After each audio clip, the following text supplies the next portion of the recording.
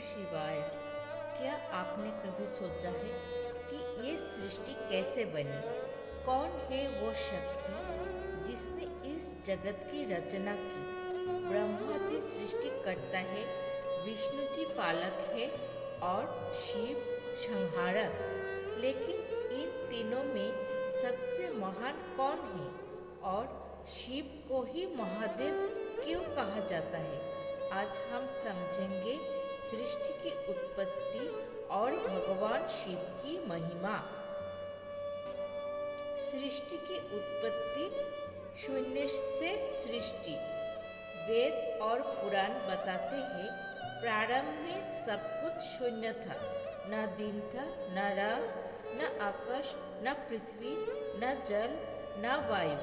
केवल एक अनंत असीम ऊर्जा विद्यमान थी, जिसे वेदों में परब्रह्म और शिव तत्व कहा गया। शिव यहाँ किसी व्यक्ति विशेष का नाम नहीं, बल्कि अनादि अनंत चेतना का प्रतीक है। इसी परब्रह्म से प्रकट हुई त्रिमूर्ति।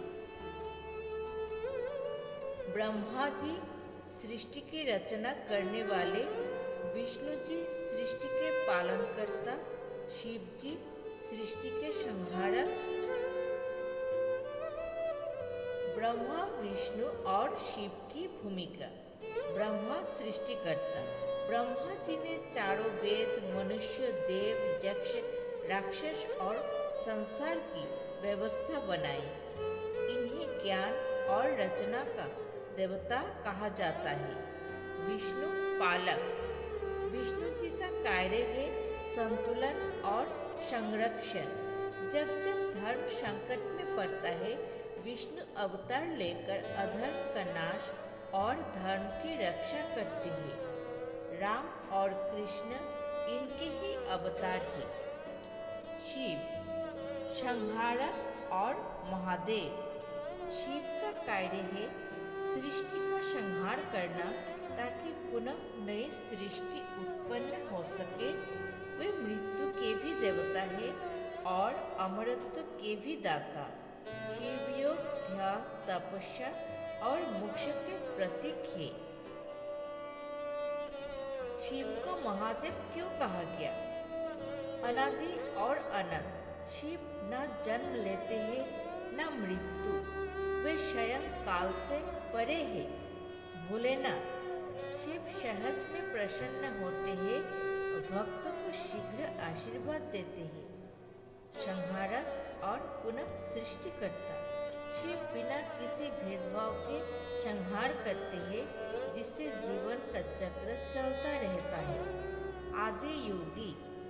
योग, ध्यान और आध्यात्म की शिक्षा देने वाले प्रथम गुरु शिव ही है।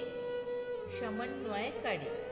देव हो, असुर हो, भूत पिशाच हो, शिव सबको अपनी शरण देते हैं। नीलकंठ। समुद्र मंथन के समय विष पीकर संपूर्ण सृष्टि को बचाने वाले शिव हैं। अर्धनारीश्वर। शिव में स्त्री और पुरुष दोनों शक्तियाँ एकीकृत है, जो पूर्णता का प्रतीक है। इसलिए शिव ही देवों के भी देव महादेव कहलाए। कथा, ब्रह्मा और विष्णु का अहंकार। शिव पुराण में कथा आती है, एक बार ब्रह्मा और विष्णु के बीच विवाद हुआ कि दोनों में कौन बड़ा है। उसी समय आकाश में एक अनंत ज्योतिर्लिंग स्तंभ प्रकट हुआ। न उसका आरंभ दिखाई दिया, न अंत।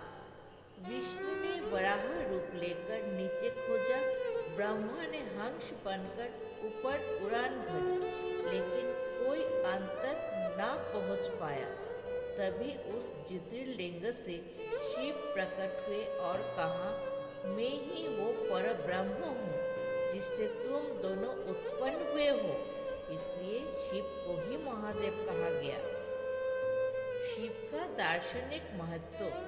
शिव का अर्थ है कल्याणकारी। शिव ही संहार करते हैं ताकि नई सृष्टि जन्म ले। शिव दिखाते हैं। मोह अहंकार वासनाओं से मुक्ति दिलाते हैं। शिव ही मोक्ष का मार्ग दिखाते हैं। शिव केवल देवता नहीं बल्कि सत्य, ज्ञान और आनंद का प्रतीक है। वे संहारक हैं परंतु साथ ही करुणा मूर्ति भी है। यही कारण है कि शिव ही महादेव कहलाते हैं। हर हर महादेव।